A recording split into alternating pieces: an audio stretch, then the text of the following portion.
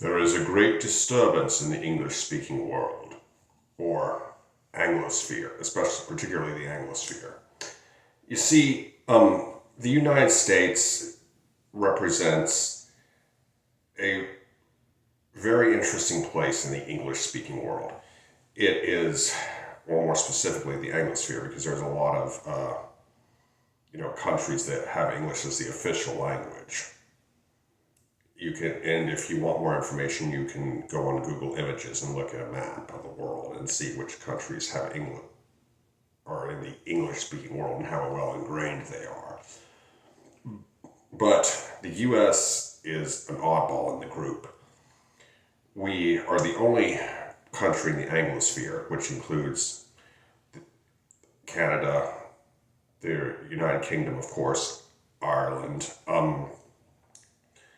and Australia and New Zealand, that is not part of the British Commonwealth. However, we also are the most powerful. Now, we've all been one, even despite being the oddball, we've all been one pretty happy family for the past century until now. And the cause of it is, of course, Donald Trump, who has threatened Canada, imposed tariffs on everybody, and it's really a big disaster. I mean, King Charles III has called out Donald Trump a few times already.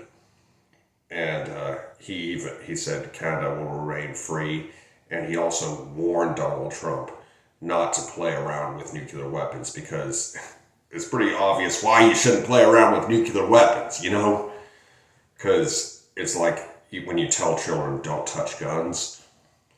This is like that, except about 10,000-fold, because if a gun goes off by accident, if you have a negligent discharge, you could destroy something very expensive, or worse yet, injure or kill someone.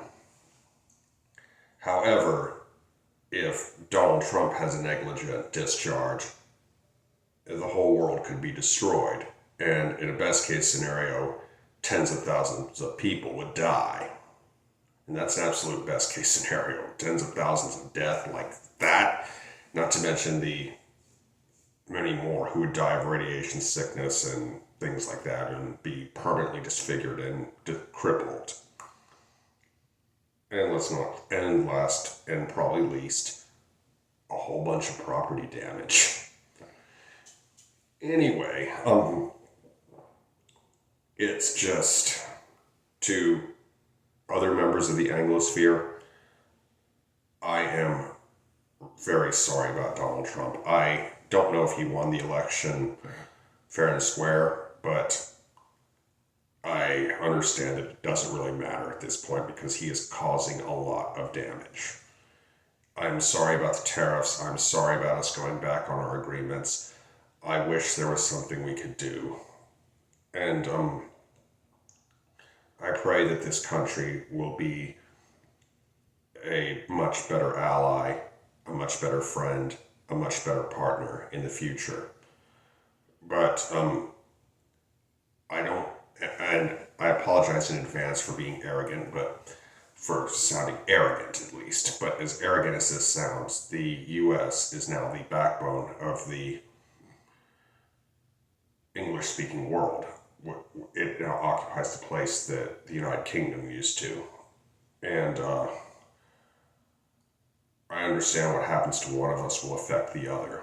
And I understand that what goes on in the U.S. is your business, because it directly affects you. And what's more is, the sad part is that you are affected by something in which you got no say over. I had a say. I voted for Kamala Harris. I didn't want this, okay? But I understand that Donald Trump has chosen this. And in many ways, I fit many of the stereotypes you have about Americans. I like guns, for example. Pikachu. And this hat. I admittingly eat a lot of fast food, but I also exercise quite regularly, and that kind of keeps it down. It keeps my weight down along with my metabolism. But you see, and I also have a pretty interventionist mindset.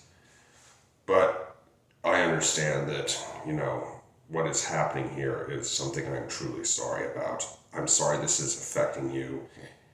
It is affecting us, but a lot of a lot of Americans, unfortunately, were stupid enough to vote for this clown again. And it's just,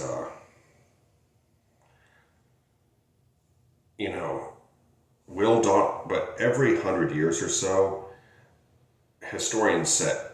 numerous historians have said that the English-speaking world must undergo one really big mess, crisis. In the 20th century, we had World War I and World War II. Before that, we had the American Civil War. Before that, we had the American Revolution. Before that, we had the English Civil War. I could go on and on and on and on. But I think that the U.S. could be approaching a second civil war. And right now, I would say that the whole English-speaking world is undergoing a crisis with Donald Trump as president, particularly this time around. Now, that does not mean that a lot of people have died. I mean, not too many people have died because of Trump yet. However, things could get very ugly very fast. And I'm fighting to restore America to what it was. I want America to be the shining light again. I will fight for America, but she will always be worth fighting for. And to those of you across the border in Canada and across the sea in the UK, in New Zealand, Australia, and elsewhere, you don't necessarily have to be part of the Anglosphere or the English-speaking world at all. If you are making videos, posting memes, supporting those of us in the US fighting for our freedom against this tyrant, I say thank you. It really means a lot. It really does. Anyway, I hope you enjoyed this video. Be sure to like, comment, share, and subscribe. Be good, y'all.